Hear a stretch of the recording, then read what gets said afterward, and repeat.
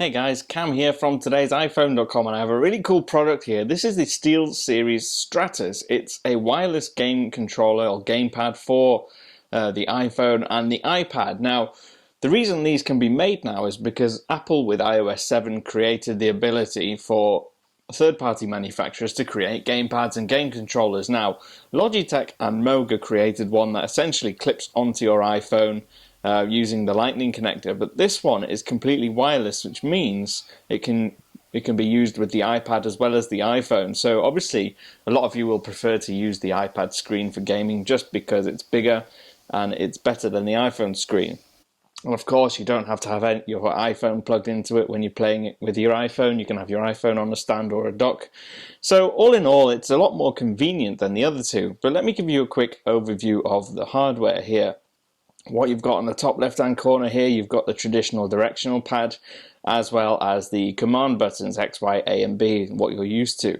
It's a pause button here, but there's also two analog joysticks. On the top edge here, you've got L1, L2, R1, and R2 extra function buttons. Because the controller is so tiny, what it does mean is that you might have to adjust your grip compared to what you'd use on a full-size console gamepad. But it does give good feedback. It doesn't feel cheap. It feels very solid. And the joysticks do give a good feedback. Now, to actually use this, on the side, on the right-hand edge here, you have the on-off switch. Now, once you switch it on, you go into your iPhone or iPad's Bluetooth settings, and you connect it as you would with any other Bluetooth device. Now, what you then need to do is then go into a game that's compatible, and there is a whole list available on SteelSeries website. There's a massive amount of games. I've been using it to play games like Grand Theft Auto San Andreas, Asphalt 8, and also one of my favorite shooting games, Respawnables. It's a lot of fun.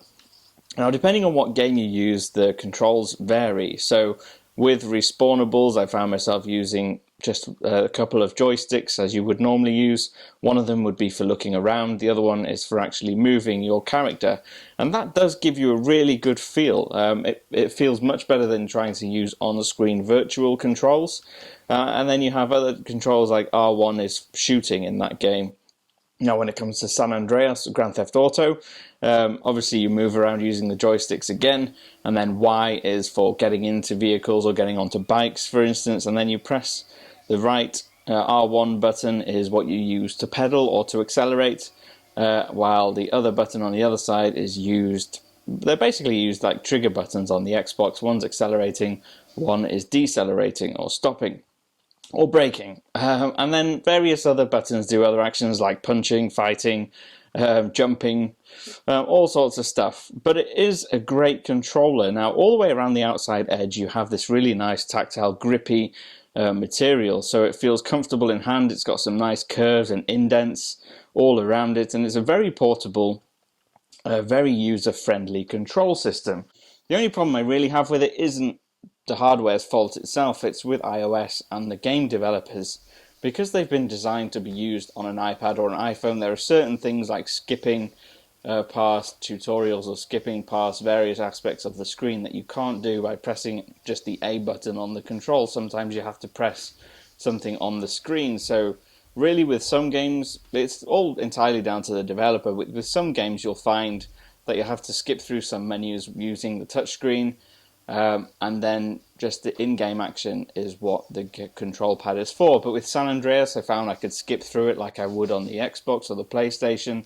I could just tap the A button and skip through the long storyline screens and just get straight into the action and chase people around or get chased.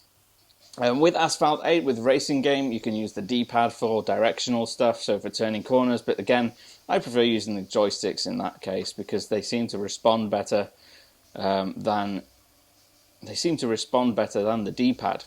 And in Asphalt, what you'll find is that you use accelerating. Turning you can use with either or joystick or the directional pad, it doesn't matter. Braking is the B button, and then if you want to apply nitrous oxide to boost your speed, then you use this button at the top here. But all in all, buttons are fairly well placed. Because it's so small, like I said, that's probably the one negative, apart from the game developer issue I mentioned already. All in all, I've been very pleased with the experience, and if you're a gamer and you want a better experience than using the virtual screen on your iPhone or iPad, I definitely recommend this Stratus by SteelSeries. It's available now from Apple, or you can buy it from Stratus themselves, and it costs $79.99. Games. If you have any questions about this, please do ask me on Twitter. I'm at TIP_cam, or use the comments below, and I will see you again soon.